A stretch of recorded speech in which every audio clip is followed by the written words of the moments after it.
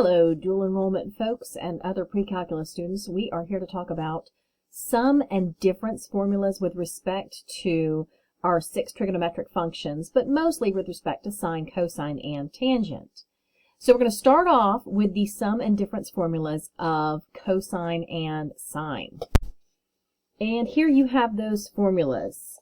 So let's go ahead and look at how we can use those formulas and just jump right into doing that. Okay, so let's start out saying, what if you were asked to find the sine of a 15-degree angle? Well, yeah, clearly you could type that into your calculator, but the calculator is going to give you a decimal. So what if you were asked to give the exact value for the sine of a 15-degree angle? Well, that's where you're going to have to use your sum and difference formulas. So you're going to look here, and you're going to think, okay, it's sine. Are there two angles that I could add to get 15 degrees, or two angles that I could subtract to get 15 degrees, both of which are angles that I know the measures of. I know the sine and cosine, etc. In other words, angles that I find on the unit circle. Well, 15 is a small number, so it's probably not going to be add. But are there two angles that we use on the unit circle that we could subtract to get 15? Sure. There are several cases of two angles. We could do 60 minus 45. We could do 45 minus 30. Let's go ahead and start with that one. So we're going to use this formula. So that's the first thing I'm going to do is write it. So here it is. And we said we're going to use 45 and 30. In other words, I'm going to say this is equal to the sine of 45 minus 30. Now, the most important thing probably to know in this section is that this is not something where I could distribute. The sine of 45 minus 30 is not the sine of 45 minus the sine of 30. Or else we wouldn't have this whole formula. This is what the sine of one angle minus another angle is. Distributive property does not happen here. This is not distributive property. So this is like 45 is my alpha and 30 is my beta. So this is, according to the formula, sine of 45 times the cosine of 30 minus the cosine of 45 times the sine of 30. So these are both angles that I know very easily how to find the sine and cosine of from the unit circle. So the sine of a 45-degree angle is root 2 over 2. The cosine of a 30-degree angle is root 3 over 2 minus cosine of 45 times sine of 30. And then I can go ahead and calculate this. And I get square root of 6 over 2 minus square root of 2 over, sorry, not 2, 4, I apologize. 2 times 2 in the denominator gives me 4. So you'll notice, because these are numbers that we use very commonly in the unit circle, root 3 over 2, root 2 over 2, root 1 over 2, you'll come up with a lot of variations on this. And sometimes we go ahead and write it like this. So you can either write it as two fractions, or it's probably more common to go ahead and combine your fractions into one. And you'll see a lot of combinations of this using those numbers, in other words, just because those are common numbers to find on the unit circle. All right, let's look at another one. This time we're in radians. Okay, so radians, I have to think a little bit more in terms of fractions. I'm thinking of, I know that this is not an angle that's on the unit circle. So I'm thinking, what could I break 7 pi over 12 into?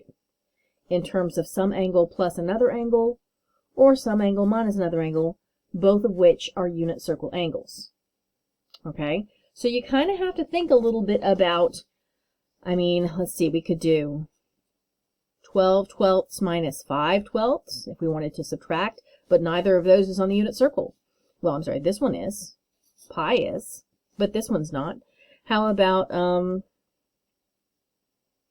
10 twelfths minus 3 twelfths? This is 5 pi over 6. That's on the unit circle. This is 1/4. That's on the unit circle. So we could do that. Another thing we could do, we don't have to make a subtraction. And this is the first one that comes to mind for me. And sometimes it's just kind of trial and error figuring out what's going to come to mind for you. For me, the first thing that pops into my head here is that that's 3 plus 4 is 7. and 3 and 4 are both numbers that go into 12, so they do simplify to things that we know from the unit circle. This is pi over 4. This is pi over 3. So I can use the sum formula with respect to cosine with this particular angle. I think I messed up my pausing and transferring there, so you already see this, but that's okay. So cosine of alpha plus beta, and I'm writing this down on my paper, is cosine alpha, cosine beta, minus sine alpha, sine beta. Now, you're lucky that you don't really have to memorize these, but to me it helps me to, the way I think about this is I think the ones where they're alike, in other words, these are both cosine, these are both sine, the signs are different. And the ones where they're different, the sign stays the same. That may or may not help you if you have to memorize them, but luckily right now we don't have to, so let's go ahead and use this. So we've got pi over 4 is my alpha, pi over 3 is my beta, so this becomes cosine pi over 4 times cosine pi over 3 minus sine of pi over 4 times sine of pi over 3. And these are all values that I should know for my unit circle. Cosine of pi over 4 is root 2 over 2. Cosine of pi over 3 is 1/2. Then we have root 2 over 2 for sine of pi over 4 and root 3 over 2. See, we're still using very similar numbers. So this becomes root 2 over 4 minus root 6 over 4. So we have root 2 minus root 6 all over 4. Now, sometimes you will be doing this backwards. Sometimes instead of being asked to find this, you're asked instead to find this, or asked to rewrite this as a single trig function, as a single sine or cosine. And so basically you have to realize then you're working backwards. You're saying, oh, okay, this formula or this situation seems to match this formula real well. So basically I'm adding those two angles together. And that gives me 7 pi over 12. Basically just going backwards from here to here. Okay, so let's look at one like that. And it's actually got the same angles. Okay, so my goal here is to identify which of those formulas this best fits.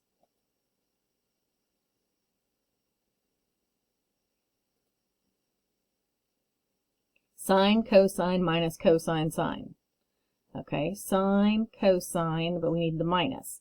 So it's the last one.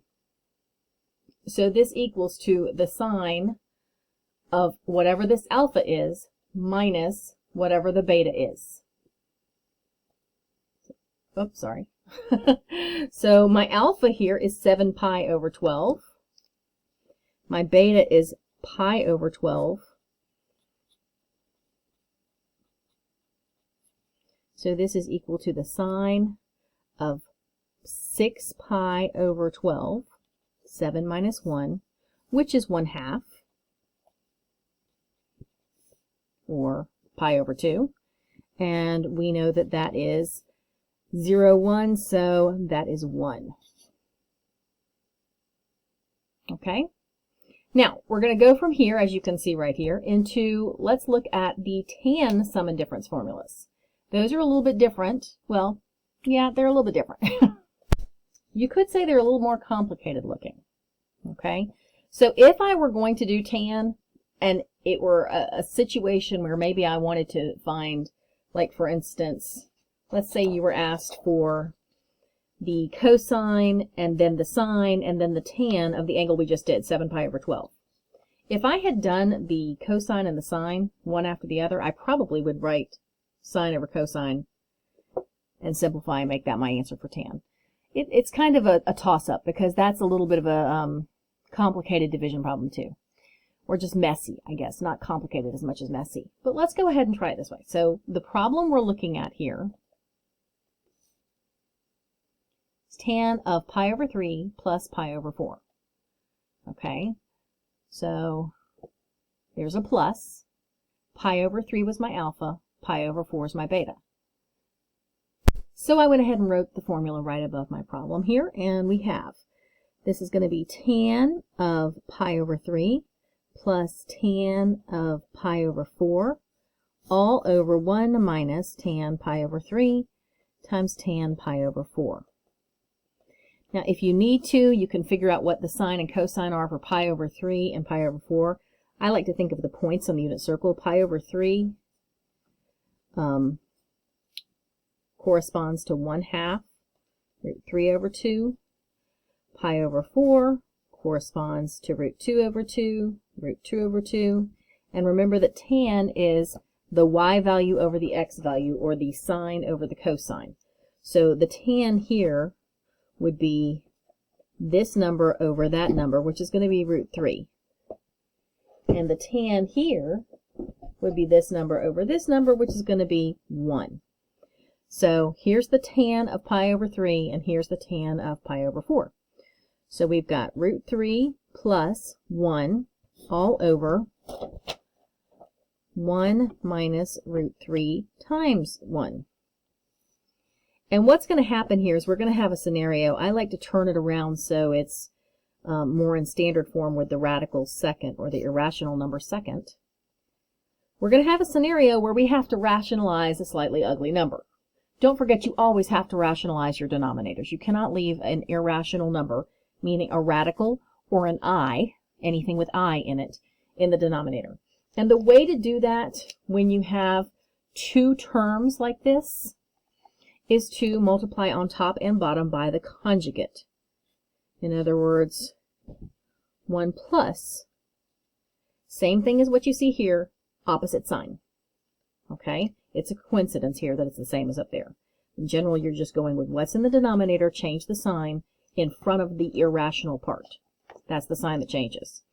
So on the denominator, we have, or in the denominator, let's do numerator first actually. Numerator, we've got 1 plus root 3 times 1 plus root 3. We're going to have to distribute that, or do FOIL, however you like to multiply binomials. And the same thing in the denominator. So here we have 1 times 1 plus 1 times square root of 3 plus 1 times square root of 3 again. So I've got 2 square roots of 3. And then square root of 3 times square root of 3 is 3. So my numerator is 4 plus 2 root 3, at least before simplifying. We might end up simplifying with the denominator, we'll see. And then in the denominator, well, our radicals are going to cancel. That's the whole thing. That's the whole point. They're going to add to 0. So 1 times 1 is 1. These two will add to 0. This is positive root 3. This is negative root 3. So those will add to 0, and then we will have this. So the 1 times 1 makes 1, and the square root of 3 times square root of 3 is 3, but negative times a positive is negative. So this is what I've got, and I kind of foreshadowed there. Yes, I can simplify it now, because all of those numbers are divisible by 2. And when you have a fraction with the numerator and the denominator having opposite signs, or it's negative on top or bottom, that's the same thing as just having a negative out front. So I'm just going to put that negative out front and say all of these divided by 2 gives me 2, negative 2 plus 1 root 3. That's a big negative. Didn't mean to make it quite that big. And that is my answer. So yeah, tan does take a little bit more effort. Okay, let's try another one.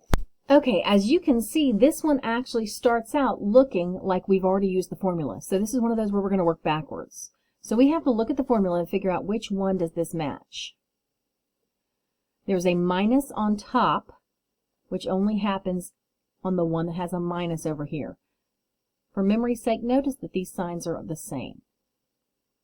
And then the sign on the bottom is the opposite of whatever it is on top.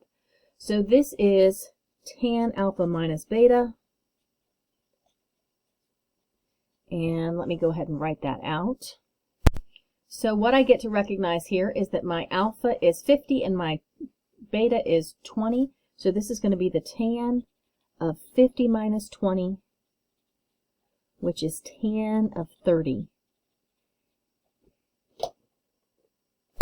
And from the unit circle, we know that to be root 3 over 3. Hope this has helped. See you next time. Thanks!